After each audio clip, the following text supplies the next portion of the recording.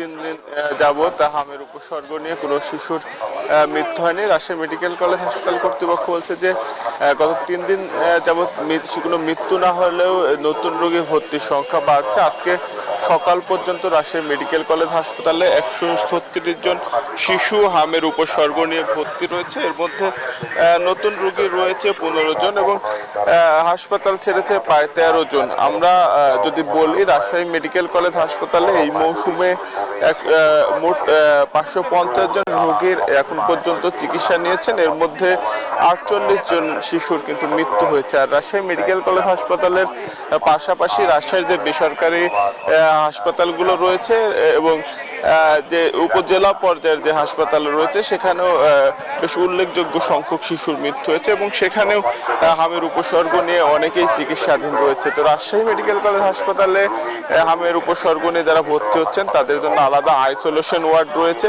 30 নম্বর word. সেখানে সীমিত সংখ্যক বেডে তাদেরকে আলাদাভাবে চিকিৎসা দেওয়া হচ্ছে। তবে সেখানে বেডের সংকুলন না হয় হাসপাতালের যে 200 বেডের শিশু ওয়ার্ড রয়েছে সেখানে অনেককে রাখা হচ্ছে, ফলে ছোঁয়াচে আকার ধারণ করার কিন্তু একটি ঝুঁকি থেকে যাচ্ছে। এমন বাস্তবতায় হাসপাতাল কর্তৃপক্ষ বলছে তাদের যে সীমিত সামর্থ্য সেটা দিয়ে তারা সর্বোচ্চ চেষ্টা করছেন। পাশাপাশি অনেককে আইসিইউ এ রেফার করা হচ্ছে, সেখানে আইসিইউ বেডের সীমাবদ্ধতার কারণে অনেকে কিন্তু দীর্ঘ লাইন দিয়ে বেডের জন্য সিরিয়ালে অপেক্ষমান রয়েছেন। আর বিশেষজ্ঞরা বলছেন যারা হামে আক্রান্ত হচ্ছেন তাদেরকে আইসোলেশনে রেখে চিকিৎসা দিতে হবে। পাশাপাশি তাদেরকে সাথে সাথে চিকিৎসকের পরামর্শ নিতে হবে এবং আতঙ্কিত না হয়ে নিয়মিত টিকা কার্যক্রম গ্রহণের পাশাপাশি চিকিৎসকের পরামর্শ নেওয়ার কিন্তু তারা কথা বলছেন। আর রাজশাহী বিভাগের যে 8টি জেলা এর মধ্যে 5 জেলায় টিকা কার্যক্রম চলছে। বিশেষ করে পাবনা,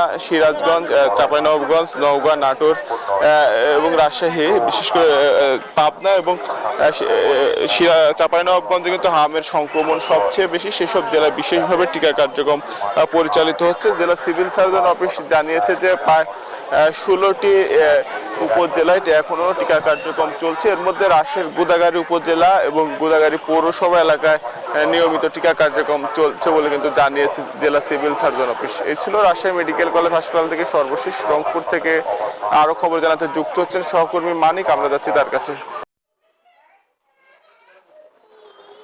ধন্যবাদ মুর্তজা। শুনছিলাম রাজশাহীর কথা। আসলে সময় যতই বাড়ছে, দিন যতই বাড়ছে, রংপুরে হামের রোগীর প্রকোপ ততটাই কিন্তু বাড়ছে। আপনাকে যদি বলি যে গত 20 দিনে রংপুর মেডিকেল কলেজ হাসপাতালে 58 জন শিশু হামে আক্রান্ত হয়ে ভর্তি হয়েছে। এর মধ্যে এখন পর্যন্ত ভর্তি রয়েছে 17 জন, বাকি সব রোগী সুস্থ হয়ে ফিরে গেছে। তবে সময় বাড়ার সাথে সাথে কিন্তু হামের রোগী কিন্তু বাড়ছে। তবে রংপুর বিভাগের জেলাগুলোতে কিন্তু একই পরিস্থিতি। একজন মায়ের সাথে কথা বলতে চাই, একটু আপনার সাথে কথা বলতে চাই। আপনার শিশু কি হয়েছে, কেন এসেছেন একটু বলবেন আমাদের? আমার বাচ্চার এই যে হামের কারণে তো আইছি। এখন কি অবস্থা? এখন হাম মানে এখন একটু কমছে, আবার মনে করো খিঁচুনি এখনো মানে প্রায় সব সময় খিঁচুনিটা আছে। খিঁচুনির জন্য ট্রিটমেন্ট চলছে, শুধু একটাই দিছে, আর মনে করো আর কিছু দেয় নাই।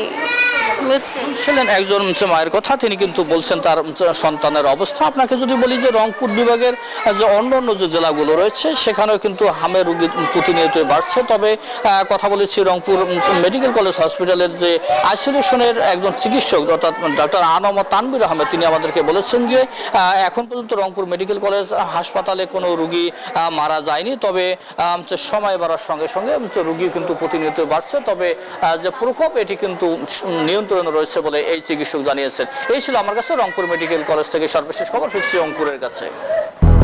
200-র বেশি সার্ভিস ও ফিচারে লেনদেনের সব বিকাশ অ্যাপে সম্ভব।